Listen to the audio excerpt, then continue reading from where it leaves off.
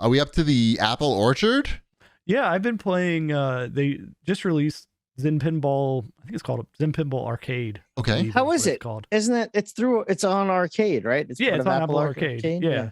So, I mean, it's good. It's Zen Pinball. It has, it's got some of the classic Zen Pinball original tables on there, and it's got some arcade themed, or not arcade themed, some animation themed tables right now, which my daughter is into because they're My Little Pony, Friendship is Magic is one of them.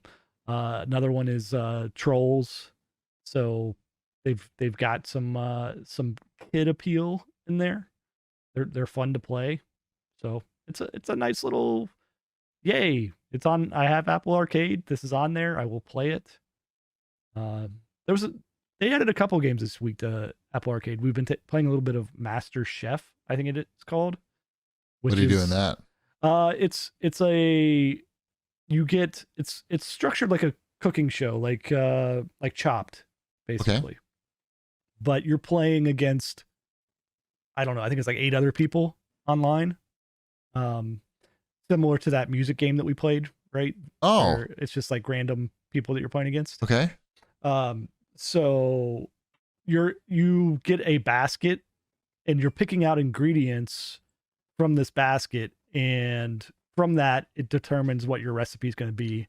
And then you go through and you do several little WarioWare type mini games of here's where I'm going to cut the stuff and here's where I'm going to mix the stuff. And so you're doing little WarioWare type mini games for it. And then you get a score at the end where the judges come out and score you, and you find out how you did with the 8 people. And then you get little upgrades and you go about your day. That sounds good. What's it called?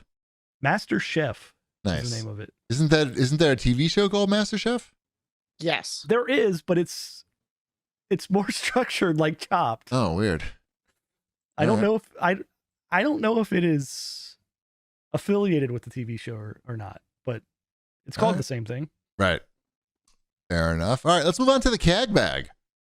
At Gaming Dad writes in and he asks, do you think NFTs will make it possible for the scarcity of digital-only games?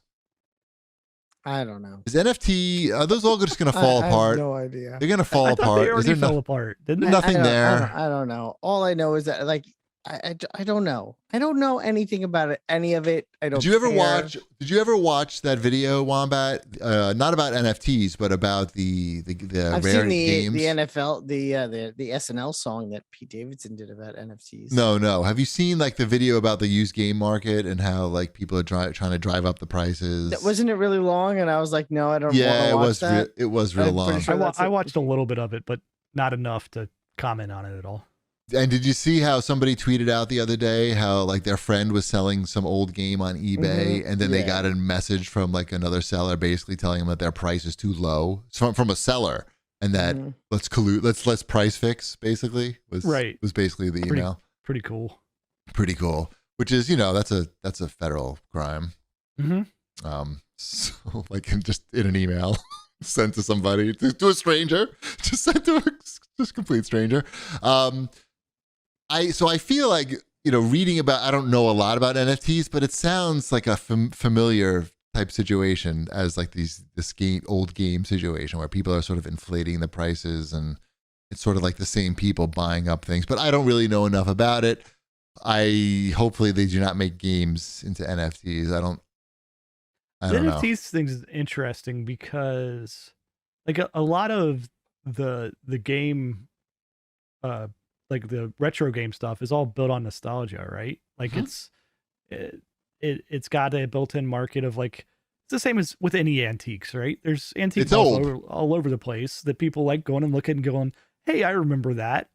I want to buy that again. Yep. So it's the same thing with games, and I think a little bit of it was the pandemic and everybody going, oh, well, the only place to buy these used games is online now, and the prices went crazy for it, and people are just sitting at home looking to collect stuff.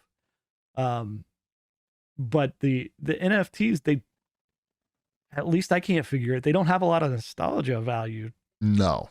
Do you own any NFTs? What? No. What? Why would I do that? I don't know. Maybe there was like a cheap one, and you're like, I just want to own one just to see what happens with it. Well, if they have cheap ones.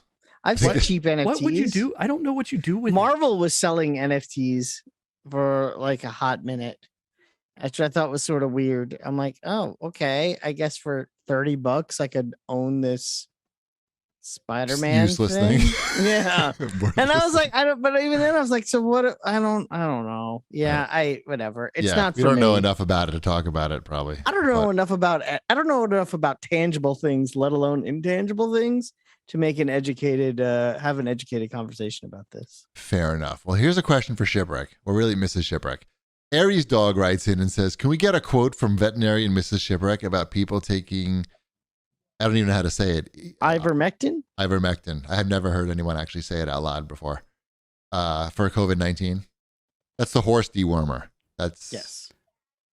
What are some quotes from Mrs. Shipwreck that she's just said around the house? Ivermectin's also a drug, but it's just not the kind that people are taking the horse one. Yeah, they're taking the horse version of it. What does she say? Yay or nay? This is the first time. Yeah, good job. This is the first time I'm seeing this question, so it's kind of hard for me to get a quote from her. I'm gonna guess her quote would be no comment. I don't know. Right. She would say something if she was on here. But. Okay, fair enough. You don't want to speak for her, especially in a medical situation. Right. I'm not a doctor. No, that's Dr. Mrs. Shipwreck. Right. You are a lawyer though, so let's get some good legal advice. Okay. Maybe not.